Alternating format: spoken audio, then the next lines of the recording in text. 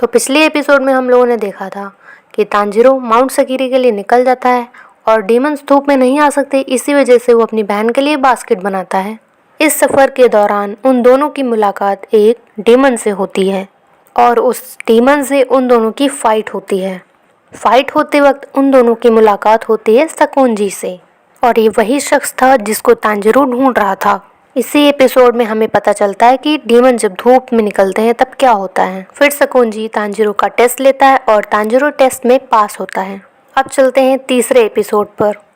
तो एपिसोड की शुरुआत में तांजिरो अपनी ट्रेनिंग के बारे में एक जर्नल लिख रहा है ताकि नेज़ुको उसे बाद में पढ़ सके, क्योंकि वह अभी कई दिनों से सो रही थी।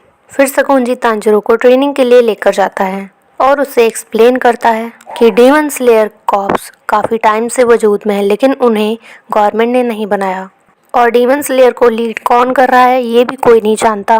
डीमंस इंसानों को खाते हैं, लेकिन वो कहाँ से और कब आएंगे ये किसी को नहीं पता। इन डीमंस के पास कई तरह की अलग अलग पावर्स होती हैं, जैसे कि कोई भी छोटा या बड़ा हो सकता है और भी बहुत कुछ। और इन डीमंस की बॉडी डिस्ट्रॉय भी कर दो तो भी वो रीजनरेट कर सकते हैं, जबकि किसी भी डीमन स्लेयर के पास ऐसी एबिलिटी नहीं होती है, लेकिन फिर भी वो अपनी जान पे खेलकर इंसानियत की रक्षा करते हैं। फिर सकोंजी कहता है कि वह एक डीमन स्लेयर ट्रेनर है और उसके और भी कई ट्रेनर्स हैं जो कि अपने अपने तरीकों से अपने स्टूडेंट्स को ट्रेनिंग देते हैं। और डीमन स्लेयर बनने के लिए तुम्हें एक फाइनल टेस्ट देना होगा जो कि माउंट फूजी के सहने पर होगा, और तुम वो टेस्ट देने जाओगे भी या नहीं ये मैं तय करूँगा।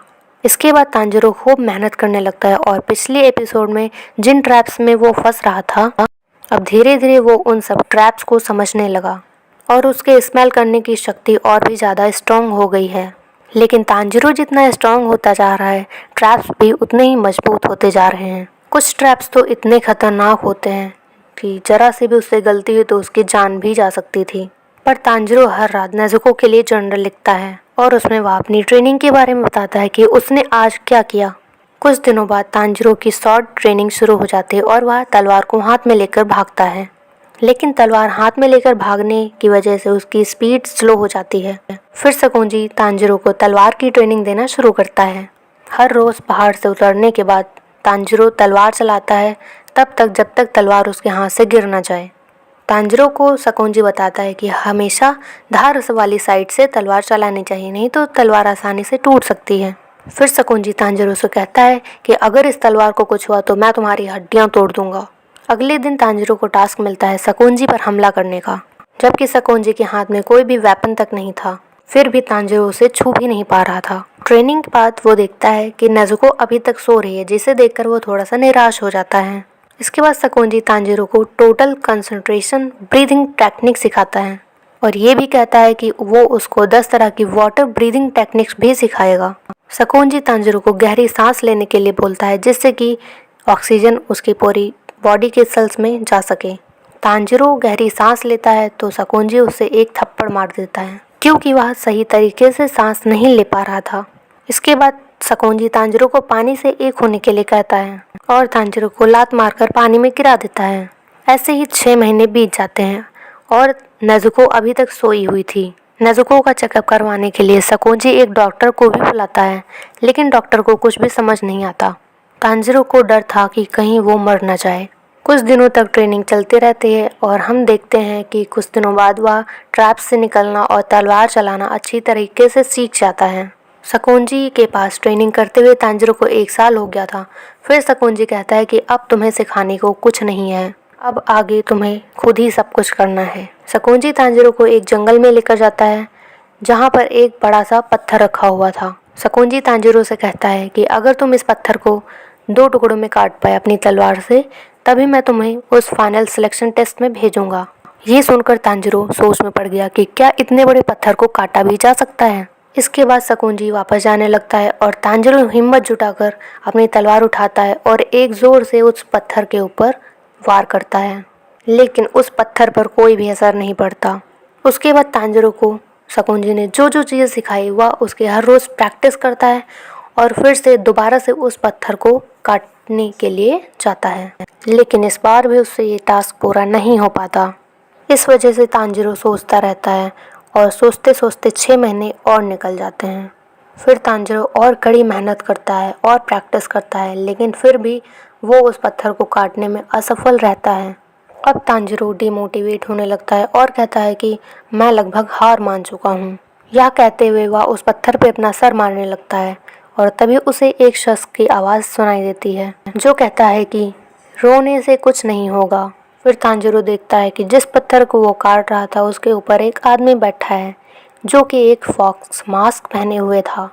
तांजिरो उसको देख के हैरान हो जाता है क्योंकि उस शख्स की स्मेल नहीं आ रही थी कोई, और उस शख्स का नाम था साबितो। फिर हम देखते हैं वो शख्स तांजिरो के ऊपर हमला करता है और उसे लात मारकर दूर फेंक देता है।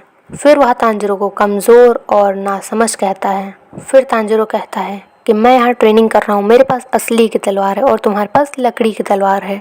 और ये सब सुनकर वो शख्स ज़ोर ज़ोर से हंसने लगता है और कहता है कि मेरी फिक्र करने के लिए शुक्रिया, पर क्या तुम्हें लगता है कि तुम मुझे चोट पहुंचा सकते हो? फिर वो शख्स तांजिरो से फाइट करने लगता है और कहता है कि मैं तुमसे ज़्यादा ताकतवर हूँ और मैं ये पत्थर पहले ही काट चुका हूँ।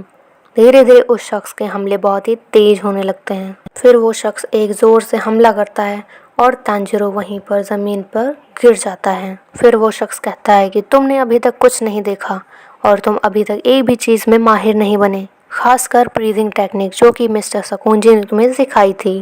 तांजिरो हैरान हो जाता है और सोचता है कि ये शख्स आखिर सकुंजी को कैसे जानता है।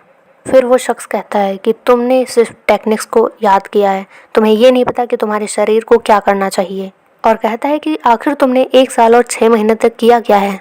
तांजिरो कहता है कि मैं पूरी मेहनत कर रहा हूँ लेकिन मैं आगे तक नहीं जा पा रहा हूँ। साबितो कहता है कि तुम्हें आगे बढ़ना होगा, उसके अलावा तुम्हारे पास और कोई रास्ता नहीं है, दिखाओ मुझे तुम क्या कर सकते हो। ये सुनकर तांजिरो तलवार से एक हमला करने वाला था, लेकिन तभी साबितो ने एक वार करके तांजिरो को ज़मीन पर गिरा दिया, जिसकी वजह से तांजिरो बेहोश हो गया। फिर वहाँ पे एक लड़की आती है। फिर साबितो उस लड़की से कहता है कि अब मैं ये तुम पर छोड़ता हूँ। ये सुनकर वो लड़की हाँ में सर हिलाती है। कुछ देर बाद तांजिरो को होश आता है। तब वह लड़की तांजिरो से पूछती है कि क्या तुम ठीक हो। फिर तांजिरो कहता है कि क्या तुमने वो हमला देखा, कितना शानदार था, क्या मैं कभी उस लड़के जितना पावरफुल बन सकता हूँ। वो लड़की कहती है कि अब मैं तुम पर नज़र रखूँगी, फिर तुम ये कर सकोगे। और वो लड़की स्माइल करती है। फिर तांजिरो अपने मन में कहता है कि ये कितनी क्यूट है। फिर उसे पता चलता है कि उस लड़की का नाम है माकोमो और उस लड़के का नाम है साबितो। माकोमो तांजिरो को उसकी गलतियां बताती है जो कि वो अब तक करते आ रहा था। तांजिरो जानना चाहता था कि माकोमो आखिर कहाँ से आई है और वह उसकी हेल्प क्यों कर रही है, लेकिन माकोमो कुछ नहीं बताती अपने बारे में। तांजिरो को ये पता चलता है कि माकोमो और साबितो भाई बहन नहीं है, लेकिन उन दोनों के अनाथ हो जाने के बाद सकुंजी ने ही उन दोनों को पाला था। माकोमो कहती है कि हमारी तरह और भी कई बच्चे हैं जो तुम्हें देखते हैं। तांजिरो मन में सोचता है कि माकोमो एक अजीब सी लड़की है। इसके बाद माकोमो तांजिरो को टोटल कंसंट्रेशन ब्रीदिंग टेक्निक के बारे में बताती है, जिससे इंसान के दिल की धड़कन और ब्लड सर्कुलेशन बहुत ही तेज हो जाता है और उससे इंसान का शरीर जल्दी रिएक्ट करता है।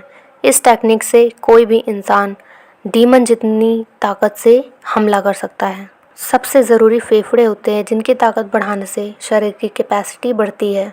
तांजिरो को इन सब बातों में बिल्कुल भी यकीन नहीं होता, लेकिन फिर भी वह पूछता है कि वह आखिर इतना स्ट्रॉन्ग कैसे बन सकता है। फिर उसे वह ट्रेनिंग के लिए कहती है, जिसमें वह कई बार साबितो से हार जाता है।